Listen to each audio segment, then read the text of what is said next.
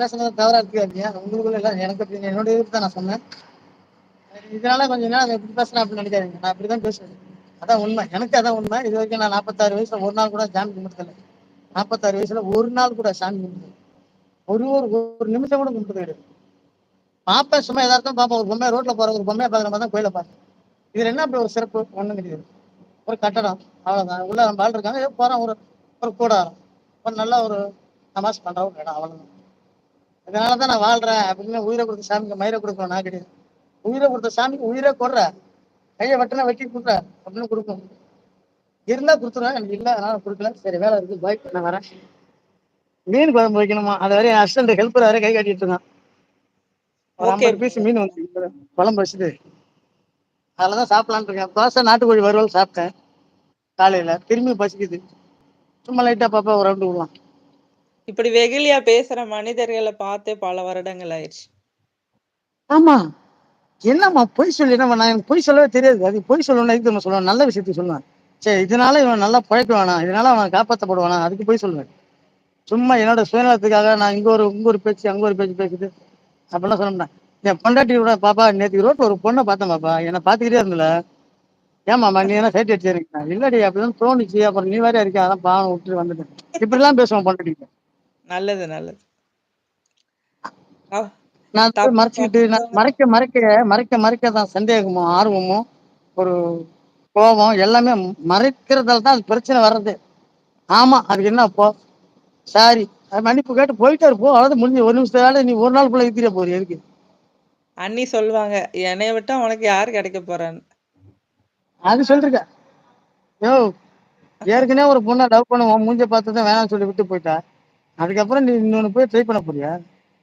Try பண்ணிக்க, பிரச்சனை கிடையாது. உன்னால முடிஞ்சது இல்லை, வாழ்க்கை உனக்கு தைரியம் இருந்தா, உங்க வாழ்க்கை தெம்பு இருந்தா நீ அழிச்சிடுவ.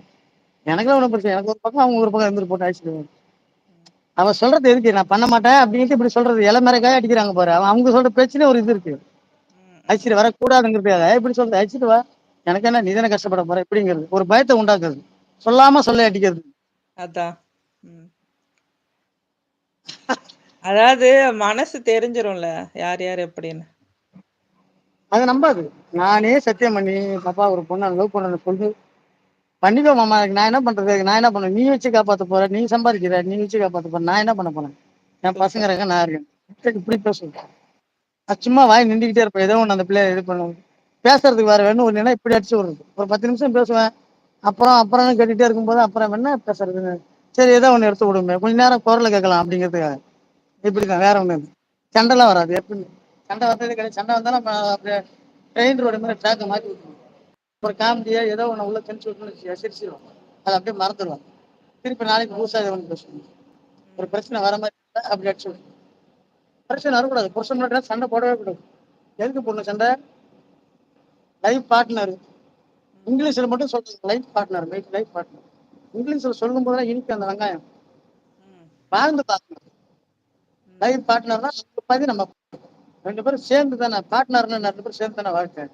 அது சில பேர் தான் புரிஞ்சுக்கிறாங்க. பெருமையா வெளியில வந்து மட்டும் அப்படியே புருஷன் தப்பு செஞ்சாலும் பொன்னாடி தப்பு செஞ்சாலும் வெளியில வந்து அப்படியே காட்டி அது மாதிரி பேசுறாங்க. சூப்பர். என்ன காட்டியா பேசி என்ன பண்ண போறேன்? நம்ம பொண்டாட்டி நம்ம புள்ள நம்ம புருஷன் பார்க்கும்போது தெரியல, இப்படிதான் அப்படிதான். இதுல பெருமைக்கு வர பேச்சு இங்கிலீஷ்ல சொல்றது. இந்த இங்கிலீஷ்ல சொன்னாதான் இன்னும் எனக்கு எரிச்சல் அதிகம்.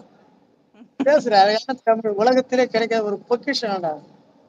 எந்த ஒரு மொழியில இவ்வளவு ராகம், இவ்வளவு ஒரு அமைப்பு எதுவுமே கிடையாது. நம்ம தமிழ் மொழியில, உலகத்திலே தமிழ் மொழியில இருக்கு. அதை விட்டுட்டு நம்ம பெத்த தாயை விட்டுட்டு மற்ற தாய்க்கு போய் நீ என்னதான் 1000 அன்னதானே போட்டாலும் பிரயோஜனம் இல்லை. நம்ம மொழியை வாழ வைக்கணும். அதுவே சிறந்தது, அதுவே நம்ம தெய்வம். பேசும் மொழியை தெய்வம்.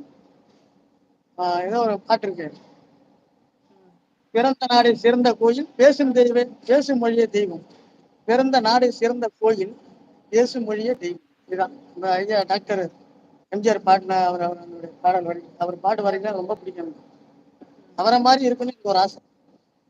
எம்ஜிஆர் மாதிரி வரணும் ஒரு ஆசை. எனக்கு மனசு ரொம்ப நாள் ஒரு கனவு. செத்து பிறகு என் சொத்தெல்லாம் மக்களுக்கு யாருன்னா கொடுத்துட்டு போயிருந்தோம். என் பையன்கிட்ட அப்படிதான், நீ செத்தா கூட சரிக்கா, சொத்து மண்ணு என் காசு எல்லாம் வெறி கொண்டு அலையாது, நான் உனக்கு சம்பாதிச்சு கொடுத்துருப்பேன், நீ சம்பாதிச்சு யாருன்னா கொடுத்துருப்பேன். அவ்வளவு பரம்பரை ஒண்ணு வெங்காயம் புரிஞ்சு போறது கிடையாது. அவன் சம்பாதிச்சு அவன் காப்பாற்றி போயிட்டே இருக்கும்.